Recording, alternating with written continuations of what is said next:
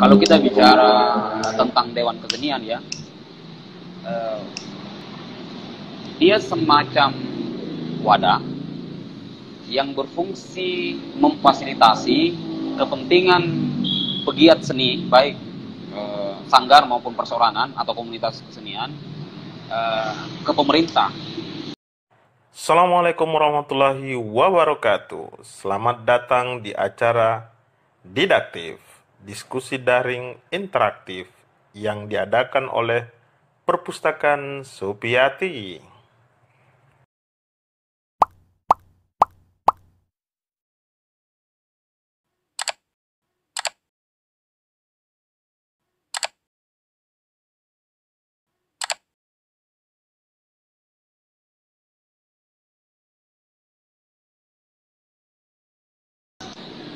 Assalamualaikum warahmatullahi wabarakatuh. Waalaikumsalam warahmatullahi wabarakatuh. Nggak di studio Kedengaran? Taki. Kedengaran jika, Enggak. kedengaran. Oke. Berarti di nih, di kafe tak? Iya, benar di kafe. Oh, sip. Saya mulai nih Kak Di, langsung saja. Boleh. Bismillahirrahmanirrahim. Assalamualaikum warahmatullahi wabarakatuh. Salam sejahtera buat kita semuanya. Saya Andi Karman, tuan rumah di acara Didaktif. Jadi ini Didaktif yang ke-29 bersama 29, luar biasa. Ustaz Barnadi Zakaria. Ustaz ya. Seru nih ceritanya ya. Ustaz ya. Di Didaktif yang ke-29 ini saya bersama guru saya, kakanda saya, Beliau guru saya. Barnadi Zakaria. Sampai sekarang gelar dokter belum ini, nanti apakah itu akan kita singgung dan sebagainya nantilah. Yang pastinya saya berusaha untuk meminta waktunya ya paling maksimal 2 jam lah. 2 jam, dan luar biasa ya. karena bicara lepas jiki ini tuh bukan berteori dua orang. Dewan Kesenian dan Kebudayaan Kabupaten Takalar dalam berkarya dan mengabdi. Kalau tak salah kemarin ada bagian depannya itu manusia apa gitu. Menjadi manusia. tema. Iya, menjadi manusia, berkarya dan mengabdi. Kemarin entah pukul berapa di salah satu hotel yang ada di Kabupaten Takalar deh, kalau tidak salah, beliau dikukuhkan dan yang mengukuhkannya kalau tak salah Wakil Bupati Kabupaten Takalar, dan banyak hal yang kita mau bincang. Banyak. Mungkin kali pertama adalah 2 pertanyaan sederhana, Kak. Kapan Dewan Kesenian dan Kebudayaan Kabupaten Takalar ini kemudian terbentuk? Dan yang kedua, kenapa kita yang pilih orang? Oh gitu ya. Ini pertanyaan berat ini ya. Tidak, Ji, bicara santai, Ji. Ya. Jangan kita serius. Ini acara didaktif. Pokoknya lebih ngobrol. Mungkin ngopi silakan. Iya, saya kebetulan ngopi nih. Jadi yang hadir ayo sama-sama ngopi di tempat yang berbeda ya. Oh iya. Sebetulnya embrio Dewan Kesenian Kabupaten Takalar itu sudah sangat lama dibincang gitu ya, menjadi diskursus dan lahir dari perbincangan di teman-teman pegiat seni dan budaya. Nanti menemui titik kulminasinya pada saat sekitar akhir tahun 2019. Itu kira-kira di bulan November. Ada sekitar 15 sanggar seni se-Kabupaten Takalar dan beberapa. Berapa tadi, Kak? Berapa? Ada sekitar 15 sanggar seni. Oh, 15 ya, sanggar. 15 ditambah dengan perseorangan ini yang terlibat aktif di dunia kesenian dan kebudayaan. Berujung pada keinginan bersama untuk membentuk Dewan Kesenian Kabupaten Takalar yang memang belum pernah ada di Takalar. Menurut catatan sejarah, pernah ada satu badan namanya BKKI, dan itu baru juga saya tahu. Belakangan saya baru tahu BKKI itu Badan Koordinasi Kebudayaan Indonesia, BKKI. dan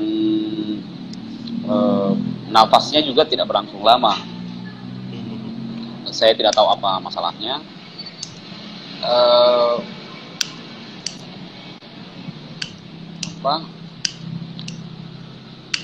Dan di akhir 2019 itu teman-teman bersepakat untuk mendirikan Dewan Kesenian. Lalu langkah-langkah strategis diambil dalam hal pendirian, mulai dari membincang konstitusi yang akan digunakan sampai pada tahap deklarasi. Nah, deklarasi seperti yang di media online itu disebutkan bahwa baru nanti tanggal Februari, sekitar Februari. Iya, Februari. Baru dideklarasikan.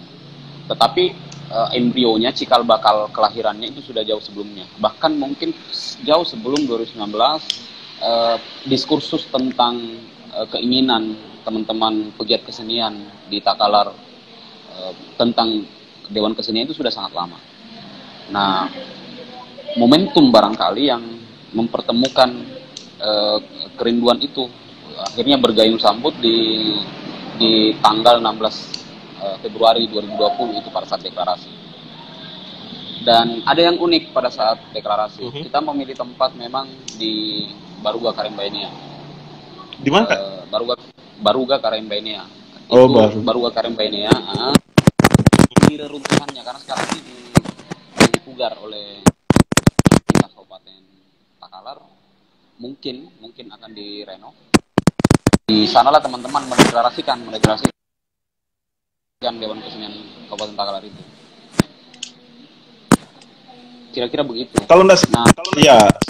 Yang kedua, kenapa saya yang disepakati?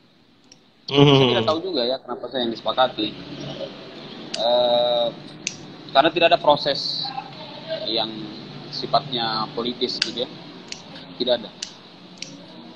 Itu mengalir saja, tapi mungkin juga saya mungkin juga kalau membaca riwayat saya ini spesialis pendiri.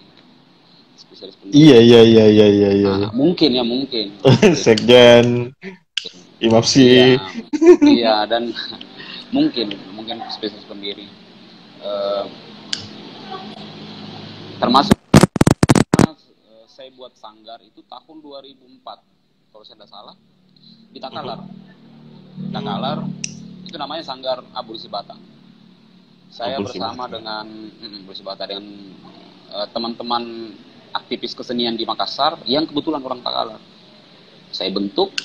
Nah, Sanggar Abolisi Batang itulah yang menjadi cikal bakal lahirnya beberapa sanggar setelah itu. Oh, gitu ya. Iya. Jadi kalau bicara tentang riwayat dan aktivitas kesenian di Takalar, saya punya jejak yang orang masih bisa baca gitu ya. Sekalipun kebanyakan selama menjadi mahasiswa dan selama kebanyakan aktivitas kita di luar Takalar. Tetapi jejaknya bisa dibaca melalui apa yang sudah pernah ditanamkan sebelumnya. Yang termasuk memberikan poros jaringan ke beberapa teman-teman di Takalar itu, termasuk saya di antaranya. Yang menyambungkan beberapa program, menyambungkan beberapa kepentingan di dunia kebudayaan dan kesenian, termasuk saya. Saya tidak tahu apakah itu menjadi ukuran teman-teman sehingga menyepakati saya menjadi ketua umum. Tapi yang pasti itu bahwa tidak ada proses politis yang itu mengalir. Sempat katanya sebelumnya ada orang, saya tidak perlu sebutkan namanya karena ini juga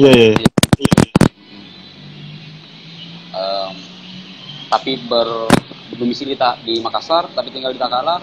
Orang Takalar maksudnya, tapi berdomisili di Makassar, dan sempat ingin memfasilitasi pertemuan itu.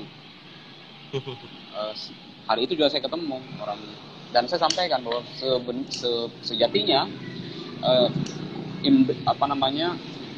gairah atau kerinduan untuk mendirikan Dewan Kesenian di Takalar itu sudah sangat lama. Itu melalui perbincangan-perbincangan teman-teman pegiat kesenian dan kebudayaan di berbagai kegiatan atau di berbagai momentum. Kira-kira begitu. Mas bukan Mas ya, bukan Mas. Bukan Mas. Ini langsung kalau tidak salah setelah deklarasi itu kan kalau tidak salah membuat juga bahkan dibuatkan badan hukum. Dan ini Kak yang saya mau tanyakan posisi, jadi saya masih mau sebelum pembicaraan ke pengukuhan,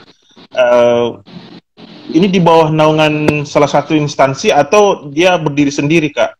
Walaupun sebenarnya kemarin memang dilantik oleh wakil bupati gitu. Ya, jadi gini, sebelum kita bincang konstitusi, aturan kelembagaan atau tata kelembagaan di kita melakukan riset tentang pendirian Dewan Kesenian yang ada di Indonesia. Dan ada berbagai dari riset yang kita lakukan itu, baik riset yang bersifat online maupun bertanya langsung kepada orang-orang yang terlibat di beberapa Dewan Kesenian, termasuk Dewan Kesenian Goa, Makassar, Jakarta, Cirebon dan lain-lain. Kita menemukan beberapa fenomena. Ada karena riwayat Dewan Kesenian ini kalau kita lacak dalam sejarah itu kan sudah sangat lama. Misalnya kalau di DKI Jakarta itu kan kalau saya tidak salah ingat itu sejak tahun 1960-an itu sudah lahir. Di Makassar juga begitu. Makassar juga begitu. 2 tahun yang lalu baru Goa mendirikan. Nah, dari sisi model pendirian ini berbeda-beda setiap daerah. Kalau di Jakarta yang terbaru itu di SK-kan oleh gubernur. Oh, gitu ya. SK-kan oleh gubernur. Iya. Di Goa 2 tahun yang lalu itu di SK-kan oleh Bupati Goa dan diinisiasi oleh pemerintah. Pemerintah pendiriannya. Tapi di Makassar kemarin saya sempat bertanya ke Kak Yudhistira Sukatanya. Di Makassar gimana? Oh, dia independen. Independen. Okay. Nah, pertanyaan serupa juga ditanyakan oleh Kak Yudhistira. Kenapa menggunakan kata, kan lazimnya itu Dewan Kesenian aja ya? Iya, betul. Itu mau ditanyakan juga. Kata kebudayaan. Menggunakan kebudayaan. Lalu saya sampaikan, kesenian ini, kalau kita bicara kesenian, ruang lingkupnya cukup terbatas dalam menggerakkan peradaban. Ya sekalipun misalnya sah-sah saja misalnya Dewan Kesenian tetapi membentuk komite, misalnya komite konservasi budaya dan lain-lain. Mungkin argumentasinya adalah ya kesenian tidak bisa dipisahkan dari kebudayaan. Nah, tetapi kita punya kajian sendiri di Takalar tuh. Sekarang ini ya, misalnya kalau kita bicara nomenklatur dinas. Dulu dinas pariwisata dan kebudayaan itu di satu dinas yang sama. Sekarang ini berbeda nomenklaturnya. Jadi definisi pemerintah tentang kesenian dan kesenian, kebudayaan, kepariwisataan, kemudian ekonomi kreatif itu berbeda. Faktanya adalah bidang ekonomi kreatif itu ditempatkan di dinas pariwisata. Nah, kalau kita bicara kasus di Takalar, nah sementara bidang kebudayaan itu ditempatkan di dinas pendidikan dan kebudayaan. Iya. Nah, kalau sementara di pusat ini Kementerian Pendidikan dan Kebudayaan justru badan kewenangan Kementerian Pendidikan dan Kebudayaan. Nah, dari berbagai macam analisa itu, dari berbagai macam kajian itu, maka teman-teman Takalar berpikir bahwa jauh lebih bagus kesenian dan kebudayaan itu dirangkul sebagai energi untuk kemajuan kebudayaan. Karena kalau hanya menyebut Dewan Kesenian, bisa jadi nanti besok lusa ada sekelompok orang yang tidak terakomodir sebagai pegiat kebudayaan yang juga akan mendirikan lembaga yang sama. Itu analisisnya kemarin. Itu yang pertama. Yang kedua, soal model pendirian. Setelah kita riset di beberapa tempat dengan berbagai macam pola, misalnya di daerah itu, teman-teman Takalar memutuskan mending kita buat begini, mending kita inisiasi pendiriannya secara mandiri, secara independen. Setelah diinisiasi pendirian secara mandiri, lalu diminta pemerintah daerah untuk memberi persetujuan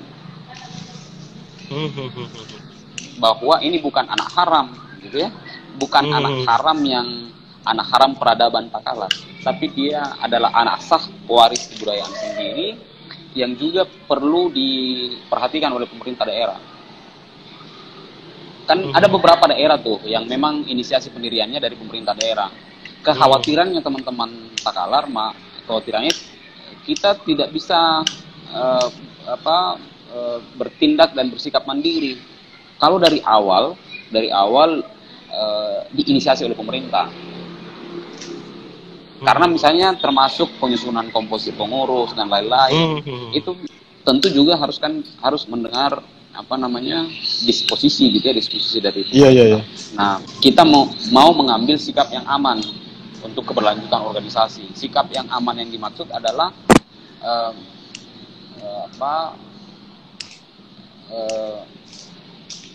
sejak pendirian mandiri,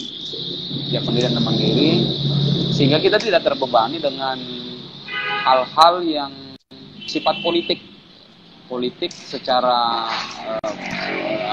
praktis. Nah, pertanyaan ini kemudian, lo kok dikukuhkan oleh wakil bupati? Wakil, iya. Iya kan? Ya, berarti tidak mandiri dong. Oh, enggak. Kalau yang begitu biasa kan? Itu, Kak. Iya. Oke, sip. Misalnya kan, saya kan ada saja orang yang bisa oh iya, betul. Lembaga mandiri, tapi kok dikukuhkan. Bahkan di SK pembentukannya ditandatangani oleh bupati.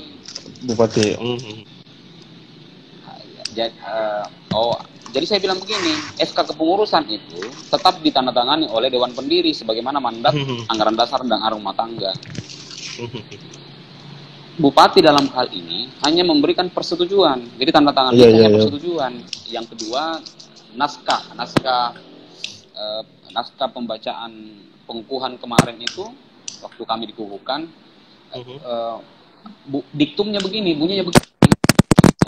Saya wakil bupati atas nama Dewan Pendiri. Oh, ceritanya Pak wakil bupati dia mengatasnamakan dirinya sebagai wakil bupati sekaligus Dewan Pendiri ya. Mewakili. Sip. Mantap kawan. Semakin kuat posisinya. Lanjut. Itu yang saya sebut dengan pendekatan otonomi kreatif. Kalau kita meminjam istilah post-strukturalis ya. Jadi sikap-sikap pertengahan itu, sikap-sikap kompromis juga memberi ruang kepada kita untuk lebih leluasa bisa berkarya.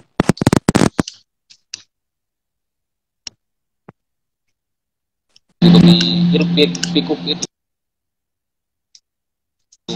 kepentingan. Karena saya selalu sampaikan ke teman-teman DK3T lahir secara independen, tegak lurus terhadap hal-hal yang berbau politik praktis. Itu juga dari hasil riset banyak lahir sebelumnya ya, karena itu karena mereka berhadapan dengan realitas politik yang kencang. Sehingga dari awal ya tugas saya sebenarnya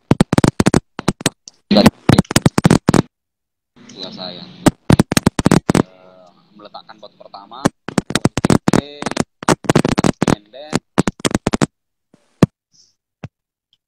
pihak manapun, kelompok apapun yang memiliki keinginan bersama memajukan kebudayaan daerah.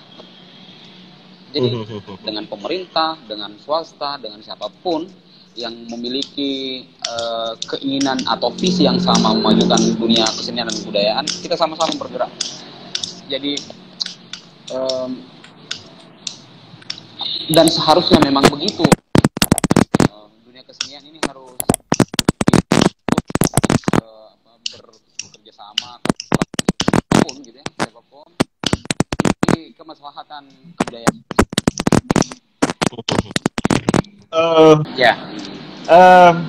Pertanyaan sederhananya Kak, berarti Dekat 3T ini tidak dibawahi atau tidak dinaungi oleh salah satu kementerian atau ya dua kementerian berdasarkan nomenklatur yang digambarkan tadi Kak? Tidak, Bi?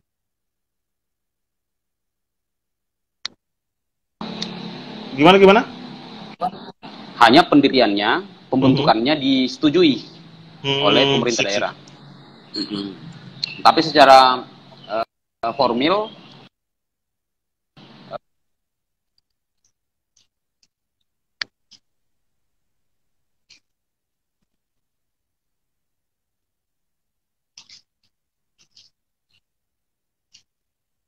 halo? Iya. Baru lagi bagus. Ya. Ada telepon masuk sih, jadi. Oh. Ya. Terpaksa harus di reject dulu. Iya. Terima kasih banyak. Iya. Bisa dilanjut Kak?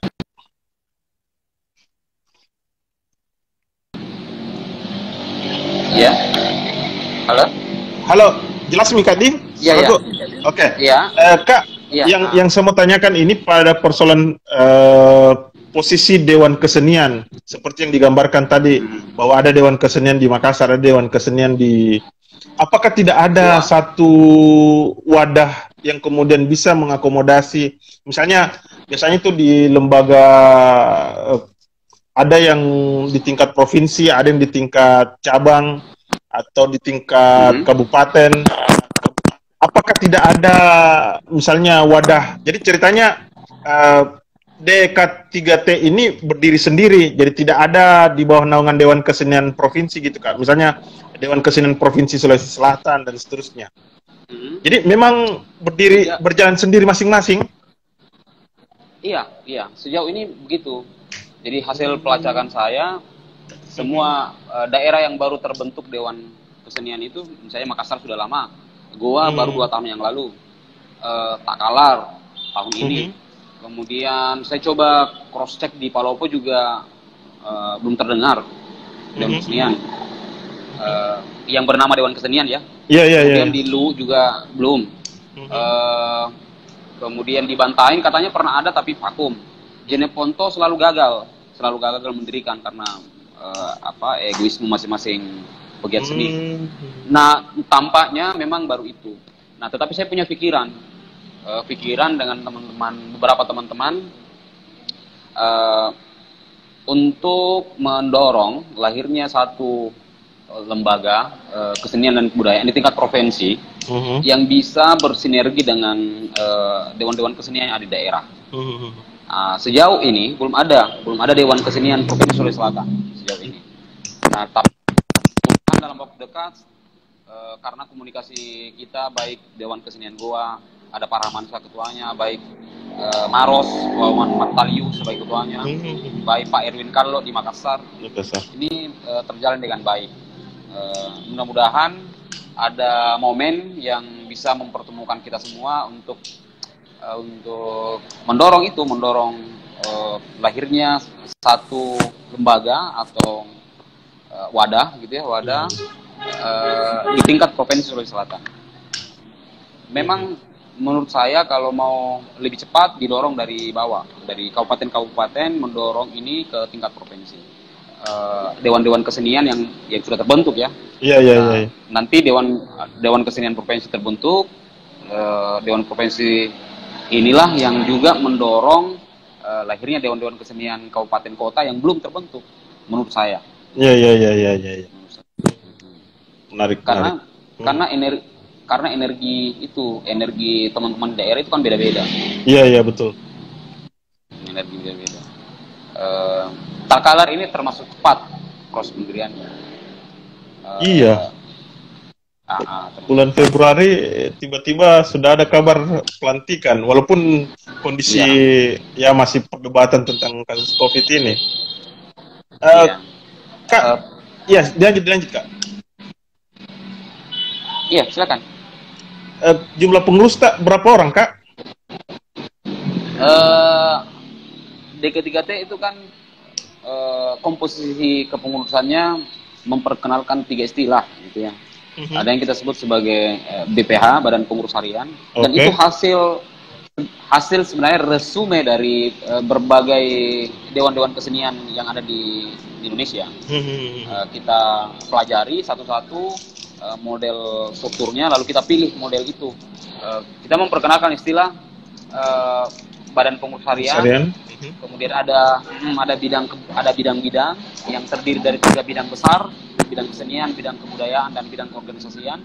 Dan ada 13 komite. Komite ya? Komite. Iya, komite, istilah komite.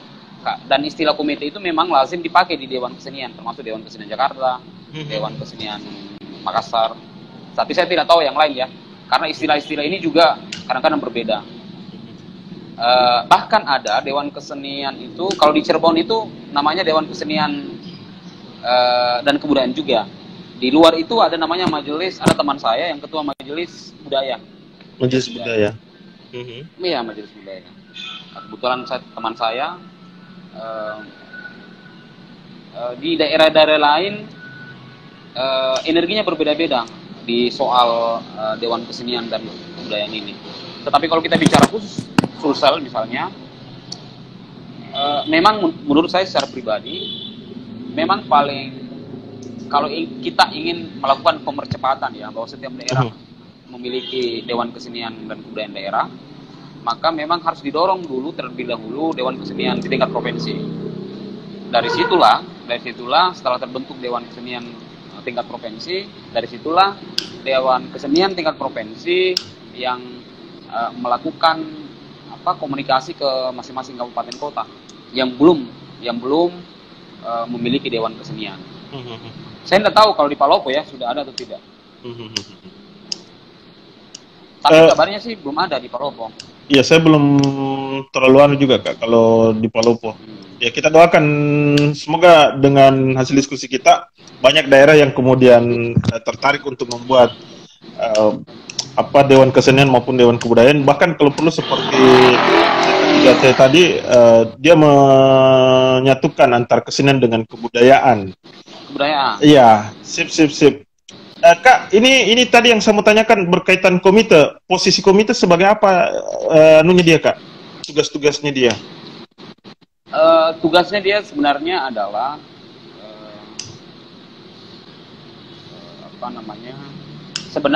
sebenarnya kalau kita bicara tentang Dewan Kesenian ya, dia semacam wadah yang berfungsi memfasilitasi kepentingan pegiat seni, baik sanggar maupun perseorangan atau komunitas kesenian, ke pemerintah. Kalau kita mau bicara ideal. Yang kedua menjadi corong besar untuk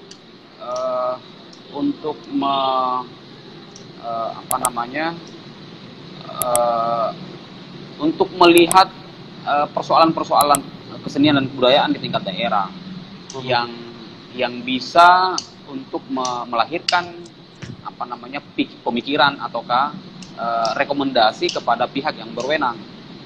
bukan malah berebut berebut program dengan sanggar gitu. Jadi memang Dewan Kesenian Dewan Kesenian itu berfungsi sebagai fasilitator sebetulnya, fasilitator, kemudian berfungsi sebagai corong atau mediator bagi bertumbuhnya pemikiran, kebudayaan dan kesenian, termasuk dalam hal ini pokok-pokok pikiran pemajuan kebudayaan daerah. Pokok-pokok, karena ada beberapa daerah yang masih kesulitan saat ini untuk mendapatkan bantuan dari pusat karena belum memiliki pokok-pokok pikiran pemajuan kebudayaan daerah. Iya. Nah, tugas Dewan Kesenian idealnya di setiap daerah adalah mendorong pemikiran, mendorong akal budi, mendorong bukan malah terjebak dengan melakukan program-program teknis gitu ya. Nah, terkait dengan pertanyaan khusus di DK3T, kita membagi dua tugas dan fungsi pokok gitu ya, fungsi pokok komite. Pertama, merumuskan misalnya pemikiran dan kebijakan tentang kesenian dan kebudayaan berdasarkan komitenya. Dan yang kedua, mengeksekusi program yang tidak bisa dilakukan oleh sanggar atau perseorangan. Iya. Jadi Dewan Kesenian itu bukan organ berbasis kader. Oh, gitu ya. Beda dengan sanggar. Iya. Tapi dia organ wadah yang menghimpun semua pegiat kesenian, dunia kreatif dan lain-lain. Nah, kalau dan kebudayaan Kabupaten Takalar itu punya 13 komite. 13 komite ya? Dari tari, 13 komite. Ada tari, rupa, musik, kesusastraan, ada ekonomi kreatif, ada film dan fotografi, ada litbang, ada advokasi, ada humas, ada program, komite program. Ada 13 komite. Yang ke-13 komite itu sebenarnya dibagi oleh 3 bidang besar. Bidang kesenian, bidang kebudayaan, dan bidang keorganisasian. Oh, saya lupa ada satu, konservasi budaya. Konservasi budaya. Apa bedanya dengan kebudayaan tadi, Kak? Kan bidang itu kan iya. Ada 3 bidang ya? Oke. Ada 3 bidang. Nah, bidang itu ditanggung-jawabi oleh wakil-wakil ketua di komite. Terus di tingkat paling praktis itu komite, berdasarkan komitenya. Jadi bidang ini hanya berfungsi untuk mengkonsolidasi saja berdasarkan bidangnya. Misalnya bidang kesenian, kesenian ada tari, musik, musik dan lain-lain.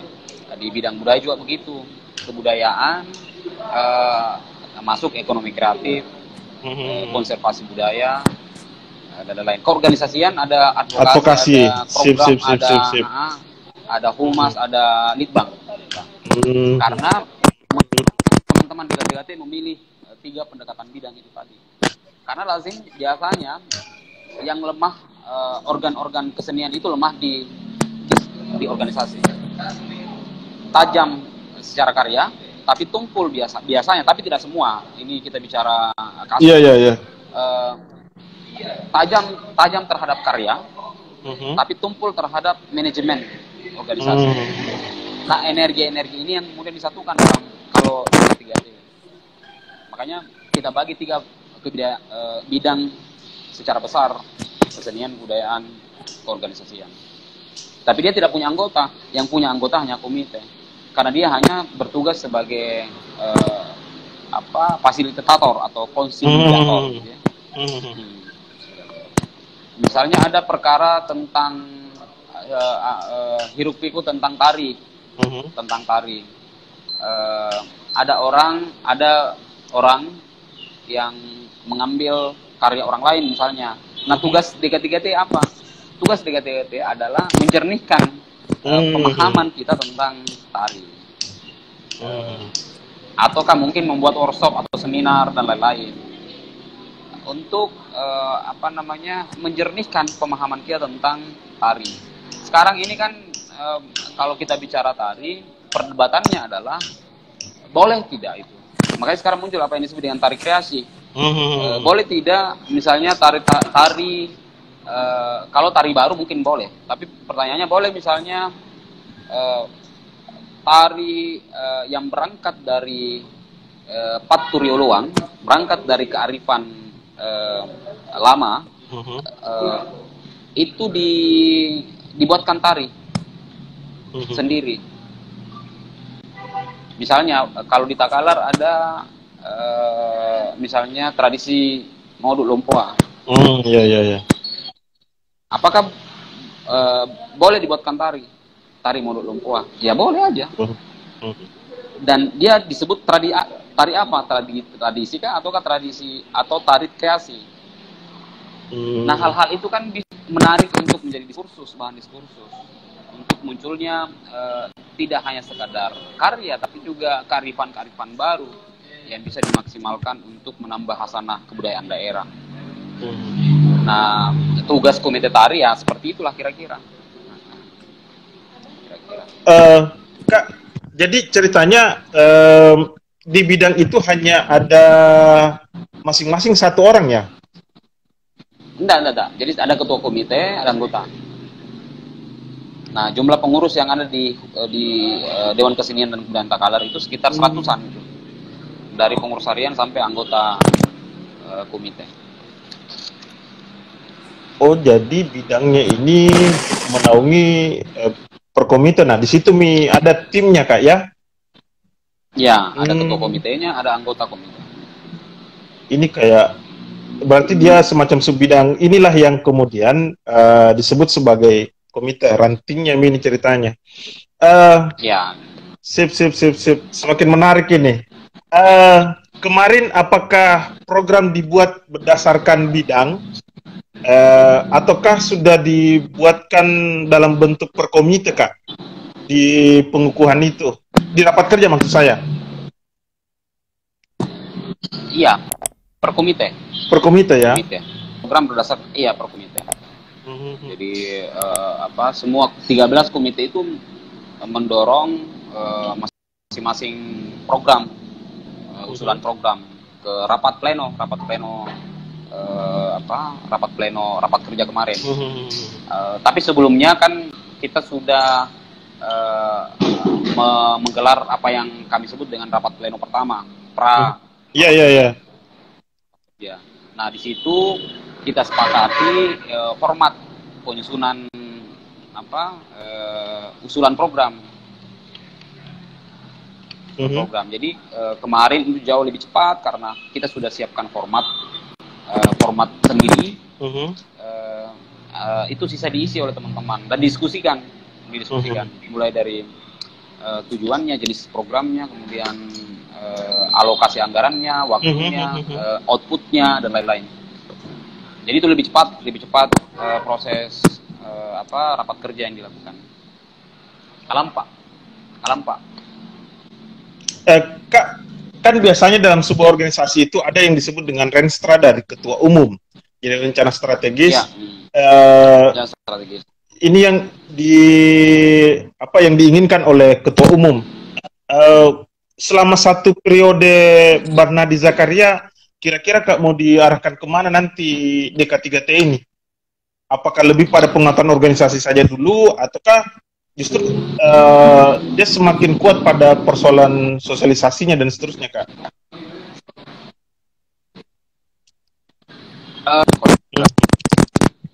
Masih banyak PR baru yang perlu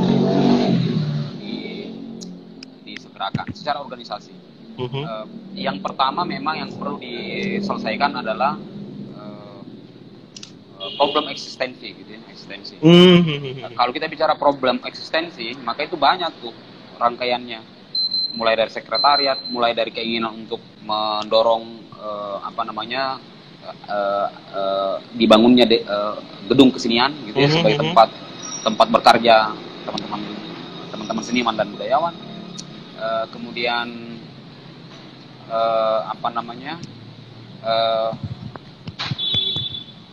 butuh juga kerjasama dari pihak-pihak di luar DKTGT untuk bisa bersinergi dengan DKTGT itu sendiri. Mungkin dalam hal asupan gitu ya, tetap perlu untuk terus menerus berkomunikasi dengan pihak eksekutif dan legislatif dalam rangka program-program strategis di daerah. Tetapi di periode ini sebenarnya penguatannya di dua, penguatan di eksistensi organisasi gitu ya. Yang kedua tentu juga merespon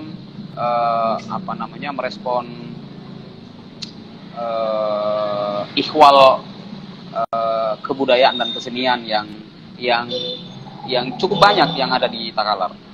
Nah, kalau itu diurai sangat panjang gitu ya daftar, misalnya ini, cagar budaya yang perlu diselamatkan, cagar budaya yang perlu diselamatkan. Kemudian misalnya bersinergi dengan dinas pariwisata dalam rangka mengaktifasi atau mendorong misalnya brand-brand wisata yang bisa menjadi destinasi baru yang ada di Kabupaten Takalar. Asik. Dan lain-lain. Iya. Jadi DKTGT misalnya ini kan alat dobrak saja sebetulnya, mendorong pikiran, mendorong akal budi, mendorong ke pemerintah agar pemerintah mengeluarkan kebijakan yang berpihak terhadap kepentingan dunia kebudayaan dan kesenian.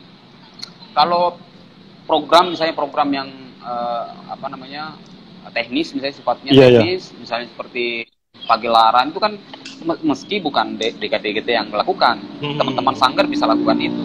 Kecuali misalnya yang bersifat momentum, misalnya pekan kebudayaan, pekan kesenian atau bulan kesenian, maka yang terlibat juga pasti bukan DKTGT sebagai kelembagaan, tapi juga melibatkan semua stakeholder kesenian dan kebudayaan yang di Takalar. Jadi tugas DKTGT sebenarnya tugas untuk mendorong beberapa kebijakan strategis. Selain misalnya merespon misalnya hal-hal yang terkait dengan kebudayaan daerah, dan banyak misalnya cagar-cagar budaya atau misalnya seperti ramalan leluhur kita, nenek moyang kita yang sudah dibicarakan sudah sangat lama sekali tentang keterancaman kita mengalami kepunahan. Tugas DKTGT harus masuk di situ. Di sana sini banyak ada kesenian daerah yang terancam punah, ada bahasa, ada kebudayaan, ada emblem budaya dan seterusnya, banyak sekali. Nah, tentu saja tidak semua hal bisa dilakukan oleh DKTGT. Tentu ada prioritas, ya, ada prioritas. Makanya dalam penyusunan program kemarin itu kita memperkenalkan tiga istilah terhadap program kerja. Ada yang kami sebut sebagai program prioritas, ada yang disebut dengan itu pertanyaan selanjutnya itu. Iya, pertanyaan saya selanjutnya itu. Iya. Ada program insidentil. Iya.